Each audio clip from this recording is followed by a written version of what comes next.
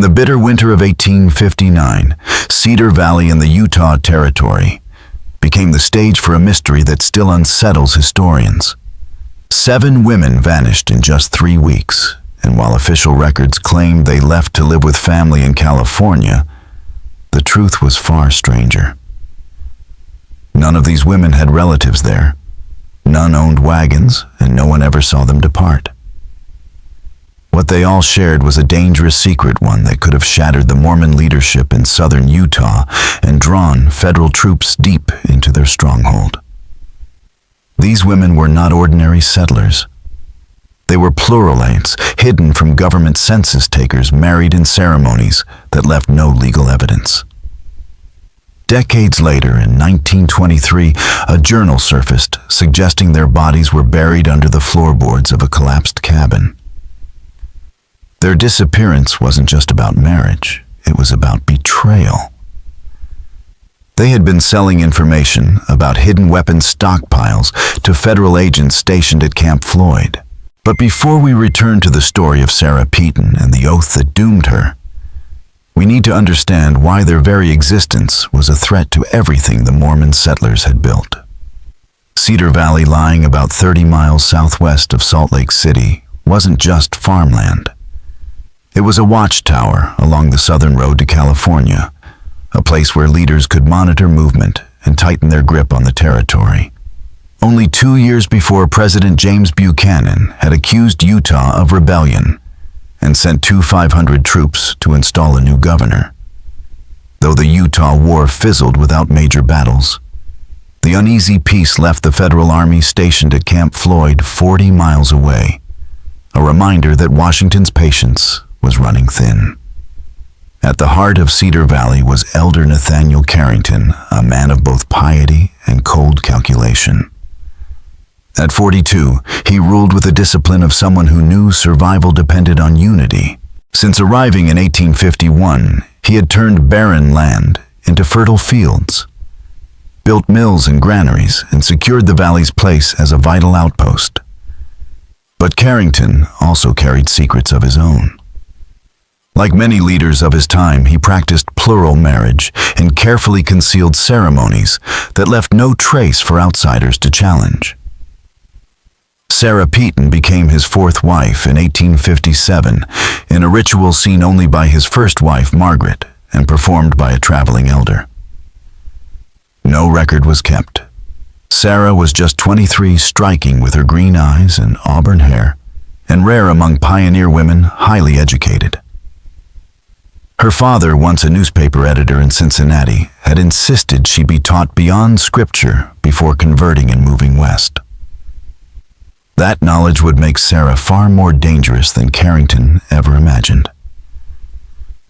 Sarah's education and sharp instincts placed her in a world few pioneer women ever entered. And the same was true for the others who vanished that winter. Rebecca Dalton, 26, was the 3rd wife of Samuel Brennan, the man responsible for the valley's grain stores.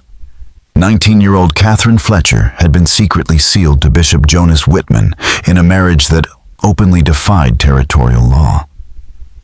Mary Lou Kensington, just 24, lived as the hidden second wife of merchant William Harper, her name carefully omitted when census takers passed through. Elizabeth Fairchild, 31, was tied to Daniel Crawford, the postmaster and keeper of vital communications. Anna Sullivan, 22, belonged to David Singleton, who oversaw supply runs into the desert's scattered outposts. And Miriam Wallace, 28, was married to Joshua Wallace, the man entrusted with the valley's small arsenal and militia coordination. These women inhabited a shadowed existence. Legally, they did not exist yet. They bore children, managed households, and shouldered obligations no different from the wives whose names were written into registries. Their invisibility, meant to shield the community from federal law, ultimately marked them as expendable. The winter of 1858 into 1859 was brutal. Snow blanketed Cedar Valley by October, and weeks of sub-zero cold drove the settlement into isolation. Cut off, the community leaned heavily on scarce news from beyond the mountains. That was when federal agents began quietly asking questions about hidden weapons in Mormon strongholds. The first warning came on a raw February morning when Samuel Brennan noticed strange hoof prints circling his grain warehouse. 2 horses had approached in the night, their shoes not forged in the valley. The riders had lingered studying the walls and foundation as though searching for something buried beneath. Alarmed, Brennan reported his discovery, and by evening, Elder Carrington had summoned Cedar Valley's leaders to the back room of Harper's General Store. Around a rough-hewn table sat 7 men: Carrington Whitman, Brennan Harper, Crawford Singleton, and Wallace, the de facto government of the valley. Together they had weathered insect plagues, dry years, and even the specter of federal invasion. But this threat was unlike anything they had faced. Federal agents have been asking questions, Crawford said, his voice betraying a rare tremor. He explained that 3 strangers had stopped in Fairfield the week before posing as cattle buyers. A woman at the boarding house overheard them speaking not of livestock, but of supply routes and hidden weapons. They mentioned Cedar Valley by name. The store fell into silence, broken only by the wind, whistling through gaps in the logs. Every man at the table understood the stakes. Since the Utah War, Mormon settlements were ordered to maintain stockpiles and defenses. Cedar Valley's cache was no small reserve. It was a hidden arsenal enough to arm a regiment concealed in caves 2 miles southeast of town. If federal authorities uncovered it, the valley could be branded a rebel stronghold, giving Washington the excuse to impose martial law. Bishop Whitman, his beard still crusted with frost from the ride, leaned forward. His voice was steady, but his words carried fear. How could they know of our preparations? We have been careful. Only the family heads knew the cache locations, and they swore the women had been told nothing that could threaten security, yet Joshua Wallace finally said what everyone feared. Someone was talking. Someone who knew enough to aim outsiders in the right direction without revealing everything at once. The debate dragged past midnight, as each man sifted through his own household for leaks. They weighed careless chatter from teenage boys trading post-gossip. Even a Gentile merchant watching too closely. But a darker pattern took shape. Daniel Crawford recalled his wife Elizabeth asking odd questions about his letters to Salt Lake City. William Harper remembered Mary Lou Kensington probing about the contents of wagons from the north. Samuel Brennan admitted that Rebecca Dalton had shown unusual curiosity about storage sites scattered around the valley. Carrington drew the line out loud. The plural wives moved through every room like shadows, catching scraps of talk, glimpsing papers, piecing together more than anyone had realized. The men loved these women and had risked prosecution to marry them. Yet they also knew invisibility cut both ways. It made the women vulnerable to federal pressure and valuable to federal agents. Over the next week, the leaders watched their homes with the edge of counterspies. Brennan learned that Rebecca took regular egg runs to a farm 2 miles south, a route that passed the hidden mouth of the main cache. Harper found a small notebook in Mary Lou's sewing basket, its harmless notes on weather and chores lining up exactly with the day's supply wagons rolled in.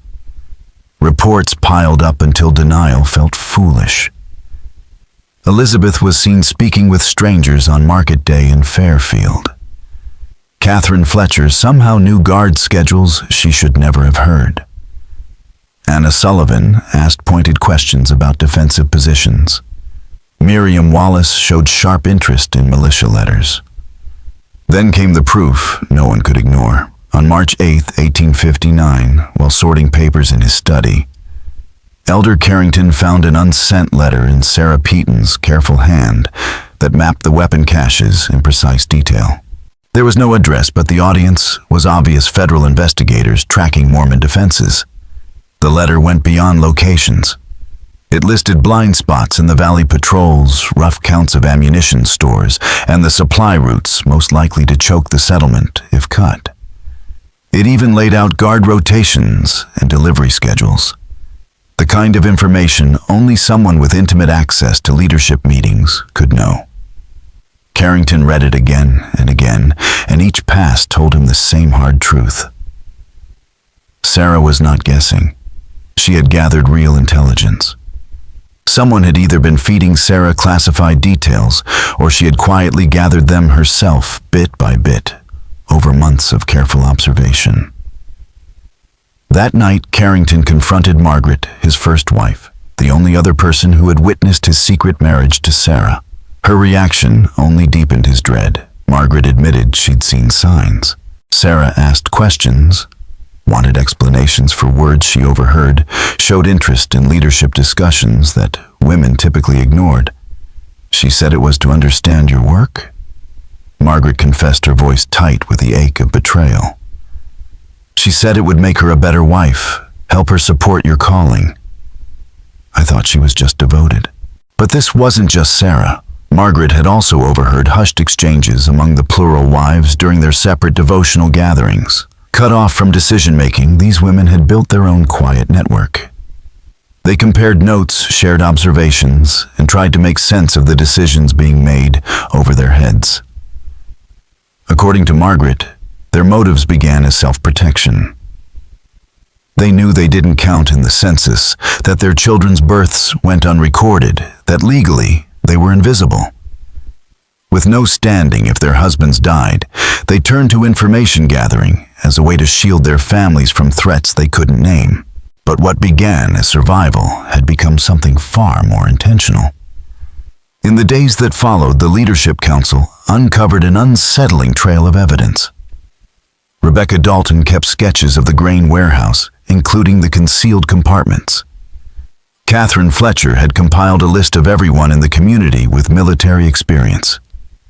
Mary Lou Kensington's tidy ledgers matched almost exactly with the timelines federal agents had been tracking. The council had underestimated the wives. These women, believed to be sidelined from power, had constructed an intelligence network that rivaled anything the federal government could have created. The final piece fell into place when Joshua Wallace, cleaning his rifle on March 15th, found a bundle of banknotes tucked inside the oiled cloth of the stock. $67 in crisp bills, more than most families would see in a year. But what mattered most were the mint marks. They came from federal banks in California, not local sources. It was payment. These women hadn't just been gathering information to protect themselves, they had been selling it. The realization hit the council like a blow to the chest. The wives they had married under sacred covenants, for whom they had risked arrest and social ruin, had betrayed secrets that could invite federal troops into the valley and threaten everything the settlers had built. What started as an investigation became a full-blown emergency. Carrington called a meeting for March 18th, just before dawn, in the cold dirt of Samuel Brennan's root cellar, 20 feet underground, and sealed against any chance of being overheard. The facts were now impossible to ignore. Federal agents had intelligence. They might already be moving toward action. And if those agents expected continued contact with their sources, then simply making the women disappear would raise suspicion. They know too much. Bishop Whitman said, his voice echoing against the stone-lined walls. If they're gone, the agents will notice. They'll investigate. And when they do, they'll find everything we've hidden. David Singleton spoke up, thinking of Anna. What if the wives had already shared more than anyone realized? What if agents now had maps of other settlements, locations of other stockpiles, or names of other militia leaders? The threat could stretch far beyond Cedar Valley. With its network of riders and messengers, the valley connected dozens of smaller communities. If the federal government had intelligence from this one place, it might soon have leverage over the entire region. Daniel Crawford, who managed the post and handled much of the communication flow for the territory, delivered the final chilling assessment. Their window to act, whatever action meant, was closing fast. Federal troops at Camp Floyd had kept up their usual patrols across the Utah territory. But something had shifted in recent weeks. Their movements began to zero in on key roads and routes that just so happened to align with Cedar Valley's major supply lines and known defensive positions. This wasn't coincidence. It was guidance, precise, informed, and deliberate. The council now saw the truth clearly. This wasn't a series of isolated betrayals. It was a coordinated intelligence operation. The plural wives hadn't stumbled into espionage.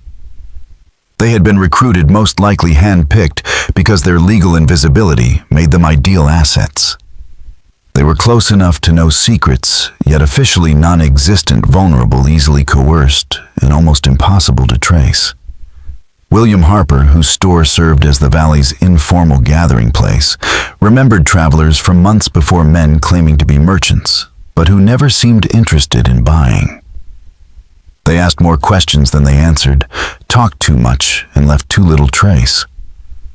At the time, he'd brushed them off as harmless drifters.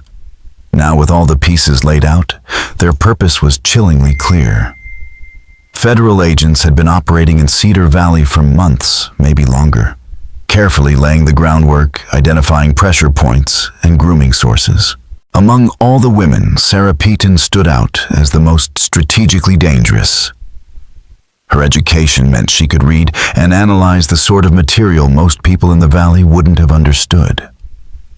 She recognized troop movements for what they were, understood the significance of supply chain weaknesses, and decoded language meant to obscure intent. And because she was a plural wife, married in secret, unrecognized by law, she lived every day with the quiet terror that her life, her marriage, and her future could be erased by a single federal decree. Elder Carrington understood now what the agents had offered. They promised them something he said flatly: safety, legitimacy, maybe even escape. These women have been living in fear for years, fear that their marriages would be outlawed, that their children would be declared illegitimate. The federal agents offered them a way out, but it had never been a rescue. It was a trap.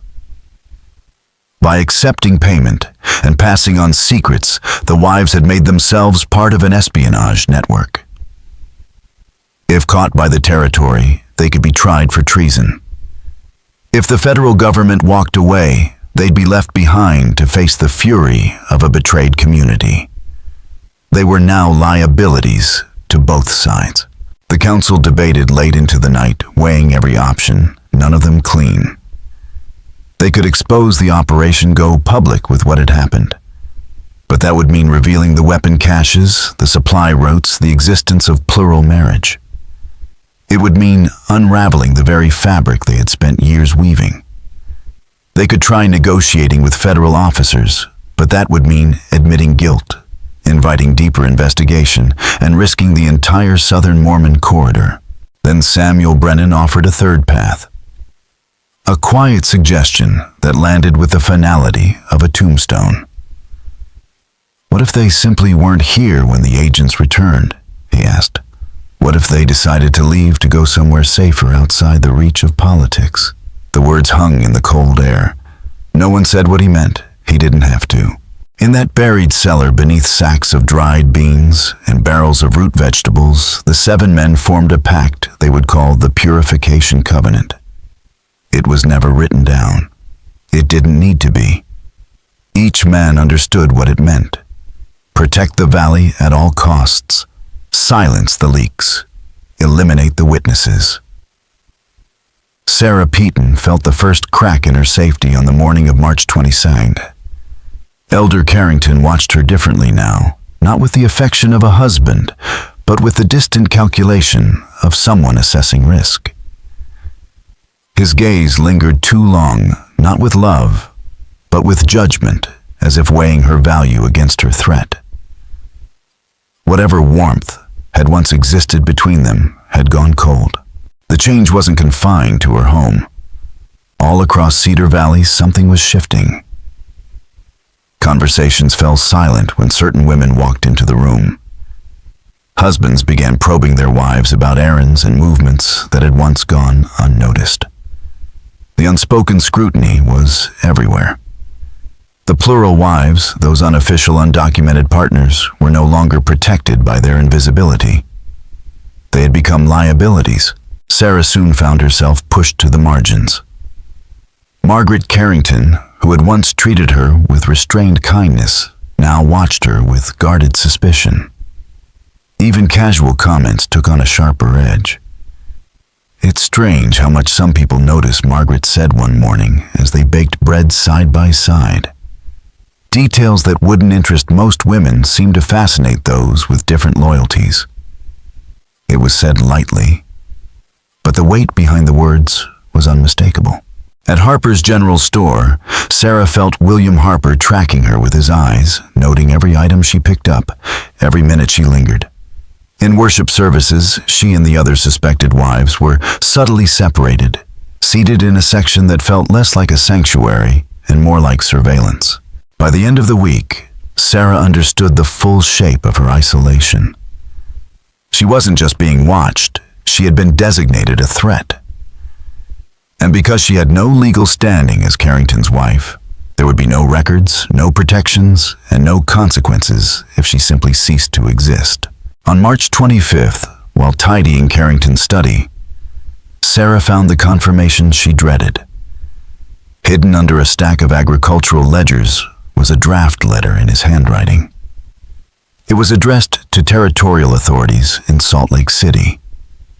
In measured bureaucratic language, it expressed concerns about the loyalty of unnamed individuals in the community and requested guidance on relocation procedures.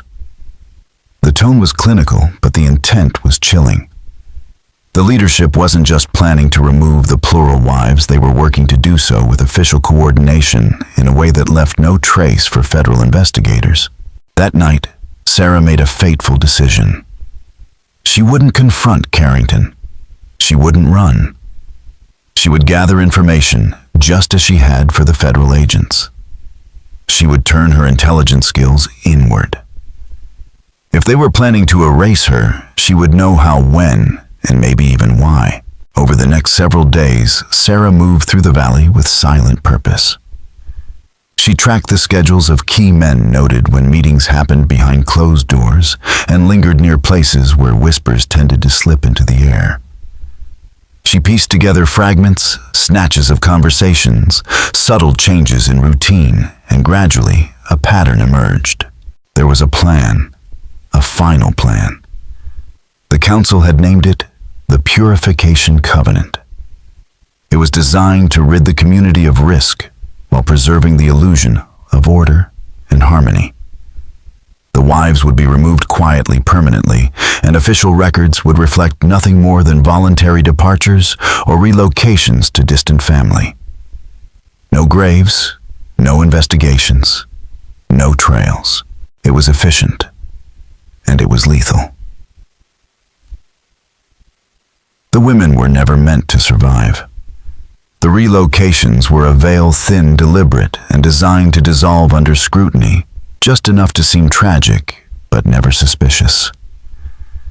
Each woman would be escorted in small groups by trusted male leaders along remote routes where the spring snowpack still buried the trails and the cliffs could easily conceal a fall that no one would ever question. If anyone asked, the community would present letters signed, dated, notarized, saying the women had left by choice, seeking peace in distant settlements or joining family in California. But Sarah had read between the lines, and what she saw was not relocation. It was execution. By late March, the surveillance around the 7 women became impossible to ignore. Joshua Wallace began shadowing Miriam's daily routines, logging every hour she spent away from home. David Singleton rifled through Anna's personal belongings without explanation. Samuel Brennan grilled Rebecca over passing conversations she'd had with strangers months earlier. The scrutiny was intense, suffocating, and calculated. The men were isolating them, cutting off the possibility of coordination, preparing them for removal one by one. But the plan backfired because someone was paying attention. On March 28th, Sarah crossed paths with Catherine Fletcher at the communal well. Under the watchful eyes of neighbors, they spoke in half-formed sentences, subtle phrases, the kind of coded language used by people who know they're being watched. It was enough. Catherine had noticed the shift too. And more importantly, she had overheard Bishop Whitman speaking with Daniel Crawford about upcoming escort duties and mountain arrangements. That wasn't code. It was confirmation. Together, Sarah and Catherine began a quiet campaign to alert the others, Rebecca Mary Lou, Elizabeth Anna Miriam. Through brief eye contact at services, scribbled notes hidden in firewood deliveries, and silent glances in passing, they rebuilt the network they had once used to gather intelligence for federal agents. But this time, it wasn't about secrets. It was about survival. By April 1st, the 7 women had reached a shared, terrifying conclusion. The community they had served, protected, and called home had marked them for quiet erasure. The only way out was to escape. But escape in early spring meant traversing deep snows, avoiding watchful patrols, and moving undetected through the very wilderness their husbands controlled. It was near suicide. But so was staying. Sarah stepped forward to coordinate the effort. With her access to Carrington's study and her reputation as a loyal wife, she was in the best position to gather information. On April 3rd, she found it the final confirmation of everything they feared. Tucked beneath a stack of administrative correspondence was a letter dated April 2nd, 1859, addressed to Bishop Samuel Richards in Salt Lake City. It was unsigned, awaiting final approval, but the contents were unmistakable. In cold, bureaucratic prose, Elder Carrington laid out the details of the Purification Covenant. 7 individuals whose loyalty to our community has become compromised. The letter read, will be relocated according to established protocols. Joshua Wallace would guide the first group through Cedar Canyon, departing April 8th. David Singleton would escort the second group eastward via Soldier Summit, departing April 12th.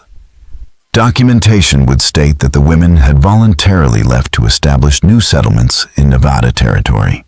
But it was the final paragraph that made the truth undeniable. Should natural hazards prevent successful passage, authorities would be told that the women had chosen to continue west against all warnings.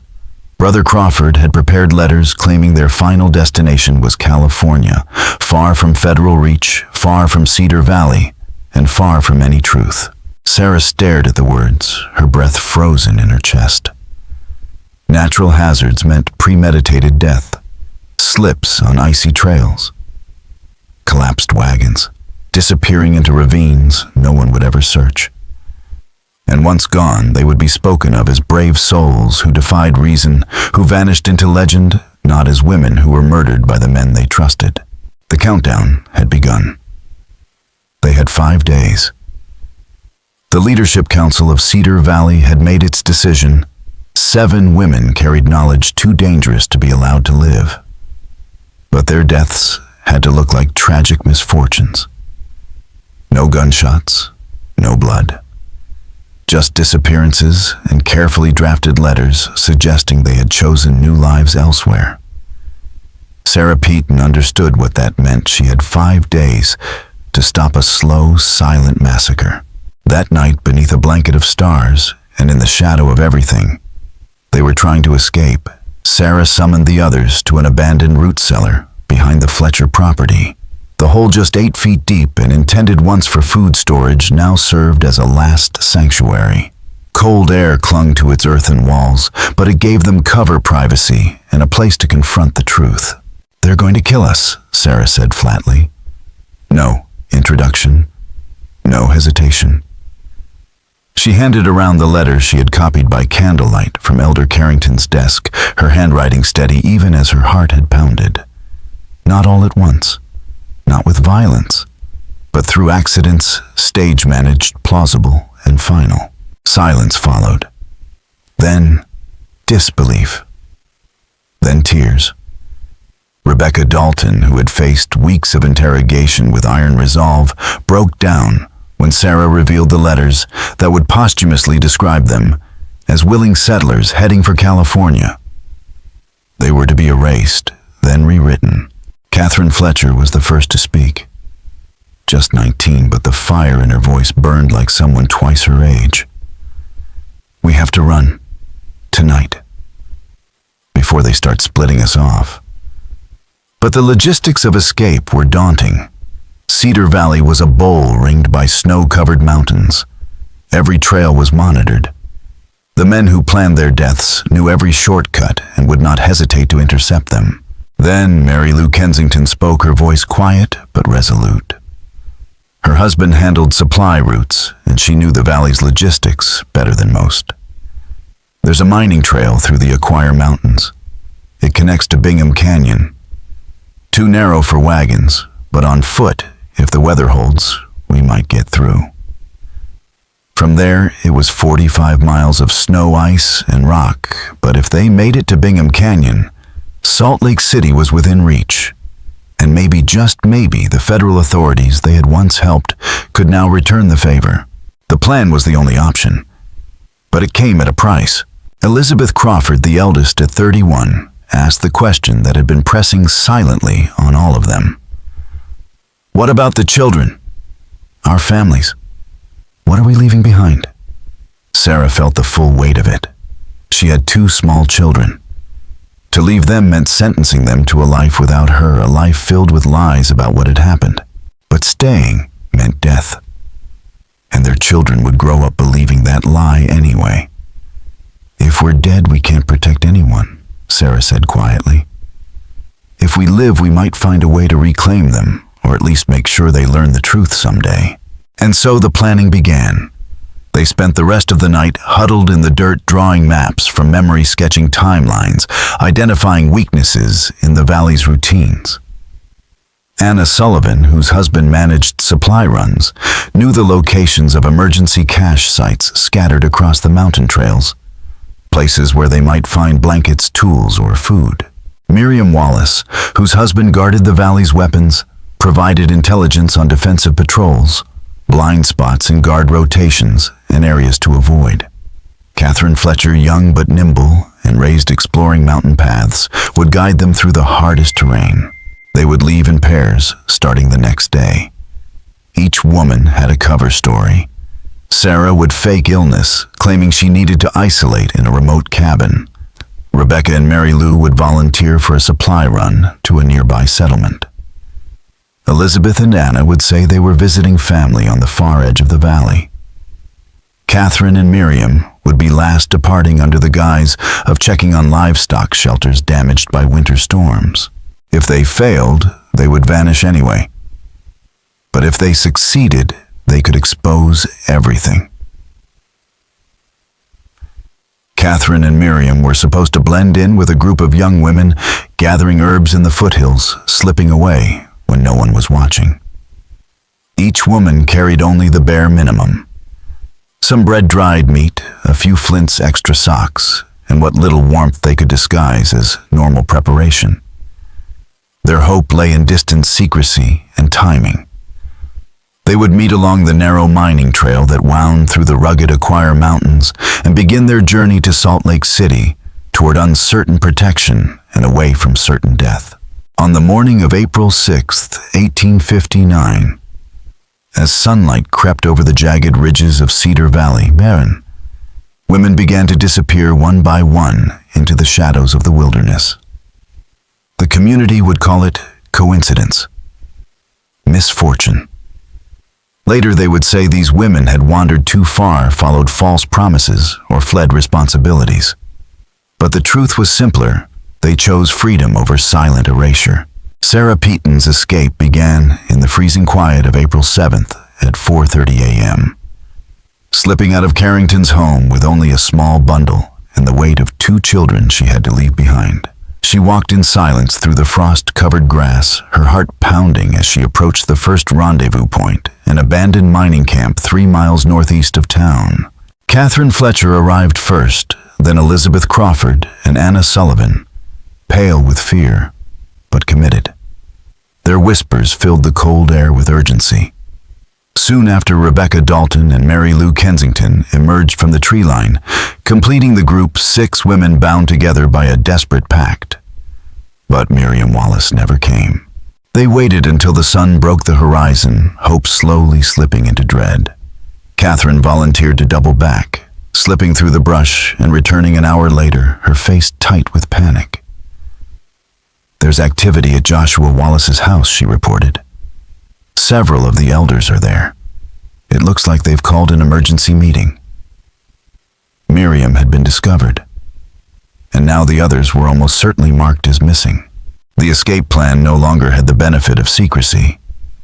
Pursuit was inevitable. But turning back would mean walking straight into the arms of those who had planned their quiet executions. They had no choice now but to press forward into the unforgiving wilderness. The trail through the Acquire Mountains was brutal. Snow still clung in drifts so deep they swallowed legs to the waist. Beneath the surface hid loose rocks, ice-coated crevices, and sudden drops. The women slogged through it, lifting one another over fallen trees, crossing frozen streams, on trembling branches, and pushing forward even when every step burned in their lungs. At high elevations, their breath grew thin, and the fear of avalanches forced them to detour around unstable slopes. Worse than the terrain was what followed behind. By mid-morning, they spotted riders in the valley below, moving in patterns too methodical to be travelers. The council had mobilized. The riders didn't charge or shout, they searched quietly like men trying to preserve an illusion. They had to make it look like rescue, not capture. On April 8th, disaster struck. A spring snowstorm had collapsed the trail through Bingham Canyon, blocking their original escape route. They were exhausted, soaked freezing, and now lost. But Sarah, drawing on her father's teachings and maps she had studied, recognized slope angles, tree lines, and drainage patterns. She found an alternate route, riskier, steeper. But it would veer them east toward the mining camps outside Park City, bypassing the areas their pursuers would expect them to head through. The detour bought them time, but it came at a cost. On April 9th, Elizabeth Crawford collapsed. Her legs gave out, and she couldn't rise. 31 years old, worn down by years of childbirth, hunger, and winter sickness, she simply could not go on. The other women gathered around her, desperate to find some strength left in her, but there was none. What came next was the kind of decision that only life or death situations demand. They could try to carry her, but doing so would slow them and likely doom the group. They could stay with her and risk being found. Or they could leave her alone in the snow. Sarah made the call. "I'll stay," she said. "If you make it to Salt Lake, send help. If not, she won't be alone." It was the moment that would shape her entire future. As the others hesitated, heartbroken, Sarah knelt beside Elizabeth and wrapped her in one of the cloaks. "Go," she urged. "Run now. We'll hold on as long as we can." As the group prepared to split and face the unknown, Sarah gave them one final instruction, a plea more than a command. "Tell them what really happened," she said. "Tell them about the weapons caches, the intelligence network, and the murder plan. Make sure someone knows we didn't abandon our families. We were driven out by men who decided we were more dangerous alive than dead." With those words, they parted. Catherine Fletcher, Rebecca Dalton, Mary Lou Kensington, and Anna Sullivan pressed eastward, clinging to game trails and forgotten mining roads that wound towards Salt Lake City. Behind them, Sarah Peaton and Elizabeth Crawford found shelter in an abandoned prospector's cabin tucked deep in the forest.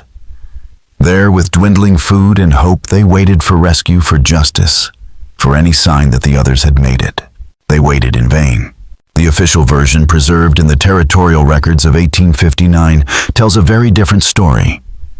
According to the paperwork filed in Salt Lake City on April 15th, all 7 women, Sarah Elizabeth, Catherine Rebecca, Mary Lou Anna, and Miriam Wallace, had voluntarily relocated to Nevada and California to join extended family. The file includes warm, grateful letters, supposedly written by the women, thanking Cedar Valley for its hospitality and explaining their decision to pursue new opportunities in more settled regions. These letters were carefully preserved in the territorial archives, neat and convenient. But the truth leaked out not in official reports, but in private journals, correspondence, and account books that surfaced years later. In 1889, during the demolition of Joshua Wallace's old house, a personal diary was discovered. In it, he referenced necessary actions taken to preserve community security and the successful resolution of intelligence concerns. Phrases like these, cryptic and sanitized, left little doubt as to what had happened. Daniel Crawford's letters to Salt Lake City mentioned eliminated security risks and permanent solutions to federal infiltration. And most damning of all, Samuel Brennan's ledger recorded nearly $200 in payments to unnamed guides and disposal specialists, money disbursed on the exact days the women were supposedly departing. That amount in 1859 was significant. No farming community would spend it lightly. The only justification was silence paid in full. On April 11th, just 15 miles short of Salt Lake City, the escape ended. Catherine, Rebecca, Mary Lou, and Anna were found the following spring by Mormon settlers. Their bodies lay huddled in the snow, positioned as though they had simply collapsed from exhaustion. No injuries, no signs of violence. Just a cold death that could be explained away by weather and bad luck. Federal agents accepted the report without challenge. To them, it was tragic but not suspicious. In the abandoned cabin, Sarah and Elizabeth endured as long as they could. Their food lasted barely 2 weeks. By late April, Elizabeth died peacefully in her sleep. Alone now, Sarah wrote one final journal entry, dated April 28th, 1859. Elizabeth passed this morning peaceful in the end. I have perhaps 2 days of food remaining. The snow is melting, but I lack strength to travel farther.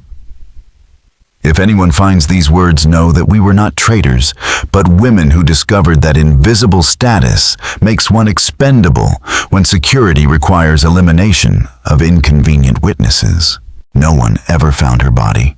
As for Miriam Wallace, her story remains the strangest of them all. Official records place her departure on April 8th, aligned with the others. Yet the letters attributed to her preserved in the territorial archives contain odd references to Cedar Valley events that occurred after she supposedly left. Some historians now believe she was never part of the escape at all. The most disturbing theory, that Miriam collaborated, perhaps under threat, perhaps out of fear. In exchange for her life, she may have provided testimony that supported the fiction of the women's voluntary departure. It's believed she was allowed to remain within the community under a new identity. Her past erased her silence, bought and maintained. In the end, the Purification Covenant achieved its goal. The intelligence leaks were stopped. No federal inquiry ever uncovered the truth. The weapons remained hidden for nearly 40 years, until long after Utah achieved statehood in 1896. And the 7 women who had once known too much simply vanished from official memory, reduced to footnotes, false letters, and blank lines in the census. But in private journals, in hidden diaries, and in whispered family stories passed down through generations, their real story lived on. Their disappearance was wrapped in tidy documentation that appeased both territorial and federal authorities. But the cost of that manufactured success rippled far beyond the deaths of 7 women. The men who had orchestrated the Purification Covenant, who had signed the letters, arranged the routes, and ensured no trace remained, did not escape untouched. The silence that once protected them became a trap, sealing them inside a community stained by secrets too terrible to forget and too dangerous to confess. Joshua Wallace, whose wife Miriam had vanished under the most suspicious circumstances of all, descended into heavy drinking within months. By 1863, he was dead, his doctor noting only liver complications, a diplomatic term that couldn't quite cover a man drowning in guilt. Samuel Brennan, once the stern logistics master of the community, was described by neighbors as suffering from nervous exhaustion. He sold his property and left Cedar Valley in 1861, relocating to California where he died alone, having never spoken publicly about the events of 1859. Daniel Crawford, the community's postmaster and architect of many of the cover stories, suffered recurring nightmares for years. His screams in the middle of the night became legend in the valley, unexplained terrors that left his family shaken and strangers whispering about what sins could provoke such horror in a man who never broke the law. Elder Nathaniel Carrington, the man who led the community with absolute authority, maintained his position until 1865, when he abruptly announced he was leaving on a mission to the eastern states. He never returned. In 1867, he died in a Philadelphia boarding house, supposedly of pneumonia. On his deathbed, he confessed to his wife Margaret that he had committed necessary evils to protect Cedar Valley. But Margaret never told anyone what those evils were. Cedar Valley itself began to wither soon after. By the early 1870s, young families were quietly leaving, citing bad air, failing crops, or vague concerns about the community's atmosphere. But the truth was something less tangible, an unshakable sense that the valley was cursed, that something terrible had happened there. The irrigation systems broke down, communal cooperation frayed, and the spirit of the settlement faded. By 1875, Cedar Valley was home to fewer than 50 people's shadows, among what had once been a thriving outpost of over 300. As historians dug into the period, patterns began to emerge. In the late 1850s, an unusual number of plural wives disappeared from Mormon settlements, vanishing in official records, always said to have relocated to distant territories. But genealogists could never find them. No census entries, no marriage or death certificates, no descendants, only names followed by blank space. Then, in 1923, a discovery reshaped everything. Beneath the collapsed remains of a mountain cabin, a prospector uncovered a rotting leather satchel. Inside was Sarah Peaton's journal. Its pages were worn but legible, and they did something the official letters never could. They told the truth. Sarah's final entries described not only the women's desperate flight, but shadowy federal contacts who had promised protection in exchange for intelligence. These contacts assured the women that if the community turned on them, they would be rescued. That promise never came. Worse still, the journal referenced names, rendezvous locations, and encoded signals never mentioned in any other known records. Sarah hinted at a broader web and intelligence network spanning multiple Mormon settlements, one that even the Cedar Valley leadership hadn't fully understood. She implied there were other women, other cells, perhaps even other towns where similar purification actions were underway. This revelation has led modern historians to a chilling possibility. The plural wives weren't just giving intelligence to one side. They were caught in a war between two competing systems, territorial Mormon leadership and federal intelligence operatives, both of whom saw them as disposable. The federal agents may have never intended to protect them, merely to use their knowledge and discard them when their usefulness ended. The result: a carefully erased history held together by lies, sealed by signatures, and buried in snow-covered mountains. The 7 women of Cedar Valley, once vibrant, intelligent, and deeply faithful, were not just forgotten. They were deliberately silenced by both the community that raised them and the government that promised to save them. According to one unsettling theory, the women of Cedar Valley were never the center of the story, only tools in a far broader campaign. They were expendable assets in a federal strategy aimed at undermining Mormon territorial control by dismantling internal security networks from the inside. What happened in Cedar Valley during the spring of 1859 may have died with those directly involved, but the implications stretched far beyond that mountain basin. In the years following the Utah War, federal scrutiny of Mormon communities only intensified, and the pattern of quietly disappeared women, plural wives, who left no trace suggests that Cedar Valley's purification covenant may not have been unique. It may have been the prototype for similar operations elsewhere. Then, in 1934, the story resurfaced. During renovations at the old Cedar Valley church building, workers discovered a wooden box sealed beneath a floorboard.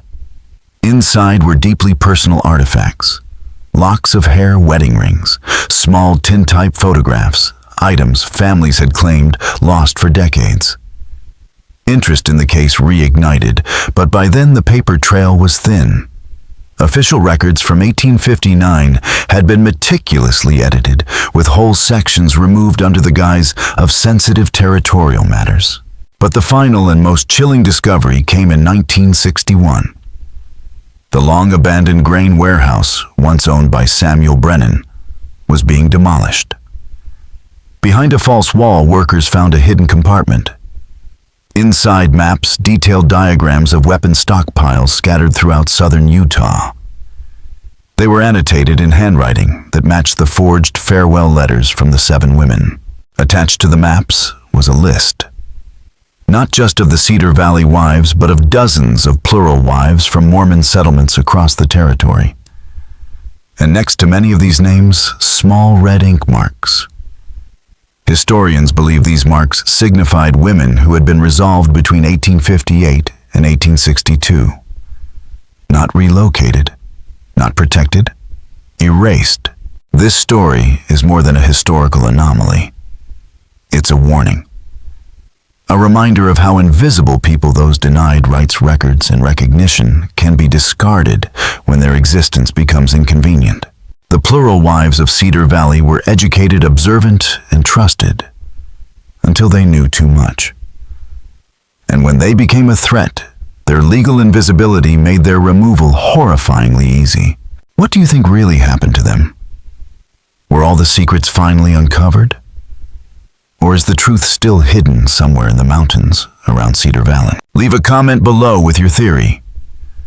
And if you want more stories like this, subscribe to the channel, hit that notification bell, and share this with someone who loves dark chapters from America's hidden past. Because sometimes the most chilling truths aren't buried in fiction. They're buried in history. See you in the next video. Thank you all very much for watching my video until the end.